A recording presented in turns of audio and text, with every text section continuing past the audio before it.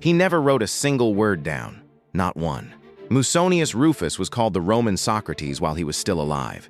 He taught Epictetus. He stood between Zeno and Marcus Aurelius, the quiet link holding Stoicism together. And when Nero exiled him to a volcanic quarry island, he kept teaching there too. But he made a choice that cost him history. He believed that philosophy only lived in the space between two people. The moment you wrote it down, it became something dead, a letter instead of a voice, a record instead of a relationship. So he chose the person in front of him over every person who would come after. Everything we know about him comes from student notes. His words survived only because others loved them enough to carry them forward. 2,000 years later, that wager still holds. He gave up being remembered so he could be fully present. And somehow, we still remember him. The question is not what you leave behind. The question is who you choose to show up for while you are still here.